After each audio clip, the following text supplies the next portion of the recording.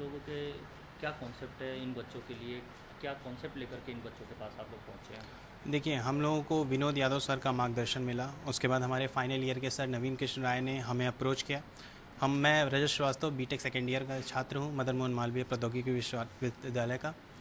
जब इन्होंने हम लोगों को बताया कि हम लोग ऐसा एक इनिशिएटिव करना चाहते हैं जिसमें हम 100 गरीब बच्चों को, 100 सरकारी स्कूल में पढ़ रहे बच्चों को इंग्लिश की क्लास देंगे। इंग्लिश जनरली लोग इस बात से मिसकंसेप्शन ले लेते हैं कि इंग्लिश का मतलब सिर्फ नाउन प्रोनाउन होता है। हम इन बच्चों को लीडर बना रहे हैं। हमारा ये मानना है कि आज हम 20 इस प्रोग्राम को लेकर हम लोगों ने शुरुआत की है, लेकिन ऐसा है कि हम इन 100 को जब बनाएंगे, वो 100 आगे चल के 1000 पे यही नॉलेज डिस्ट्रीब्यूट करेंगे, वो 1000 आगे चल के 10,000 को बनाएंगे।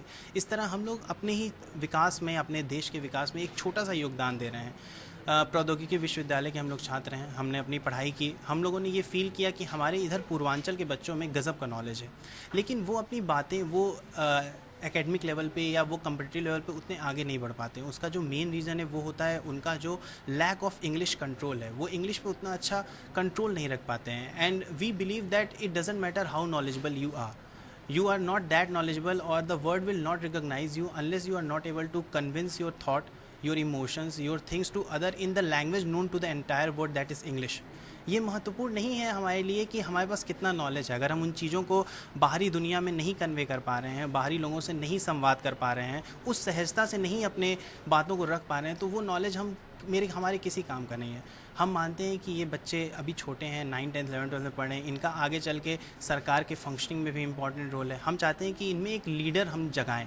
जब इनके अंदर खुलकर अपने आप को सामने लाने की एक प्रतिभा जागृत हो जाएगी, तो हम सोचेंगे हमने अपना एक छोटा सा योगदान दिया इस समाज को, और यही हम चाहते हैं। इसी के साथ आप लोगों ने बेसिकली जो फोकस किया, जो अभी तक मैं समझ पाया हूँ, वो है इंग्लिश को। इंग्लिश ही क्यों? आखिर इंग्लिश ही क्यों? देखिए, मैं पूर्वांचल का हूँ। हम सब इधर पूर्वांचल साइड के ही बच्चे हैं। हम, जैसे मैंने पहले भी कहा, कि पूर्वांचल के बच्चों के पास गजब की प्रतिभा होती है, लेकिन इंग्लिश, क्योंकि ऐसा ग्लोबलाइजेशन आ रहा है, सारे देश दुनिया आपस में जुड़ रहे हैं, इंग्लिश एक यूनिवर्सल मीडियम है अपनी बातों को कहने का, अपनी बातों को रखने का। जब हम इंग्लिश में सहज हो जाते हैं, बाहरी देश दुनिया के बच्चों को हम लोगों ने देखा है कि उनके पास भले उतनी नॉलेज ना हो, लेकिन वो अपनी बातों को बहुत अच्छे तरीके से बोल सकते हैं। उनके पास इंग्लिश में एक कंट्रोल होता है, जिससे कि वो आगे बढ़ते चले जा रहे हैं। अगर हम अभी UN की बात करें, अमेरिका की बात करें, ब्रिटेन की बात करें, वहाँ के बच्चे जो हैं वो एक एक्टिव पार्टिसिपेंट हैं अपने गवर्नमेंट फंक्शनिंग में, एक एक्टिव पार्टिसिपेंट, एक एक्टिव स्पीकर हैं, जो कि हमारे देश के बच्चे नहीं हो पाते हैं, मेनली इधर पूर्वांचल के बच्चे। इसीलिए हम लोगों ने ये इनिशिएटिव किया कि उनमें एक लीडरशिप क्वालिटी जन्मे।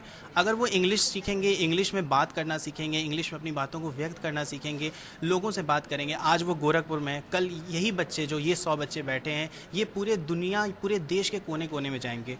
हो सकता है, जैसा कि हम सब जानते हैं कि भारत, विदेश छोड़िए, भारत में ही हर कुछ दूरी पे भाषा बदलती है, लेकिन इंग्लिश एक ऐसी भाषा है जिसमें हर इंसान एक दूसरे से कम्युनिकेट कर पाता है। जब वो ये कर लेंगे तो हम सोचेंगे कि हाँ, उन्होंने कुछ किया। ज़रूरी नहीं है कि वो गोरखपुर में ही आके यहाँ के ही DM बने, यहाँ के ही कलेक्टर बने। वो किसी दूसरे स्टेट में जाके वहाँ के लोगों की प्रॉब्लम सुन सकें, वहाँ के लोगों के प्रॉब्लम का हल निकाल सकें। और ऐसा तभी होगा जब उनके पास इंग्लिश में कंट्रोल होगा, ना सिर्फ लिखने में बल्कि बोलने में, बात करने में, संवाद करने में। नाम क्या आपका? रजत श्रीवास्तव।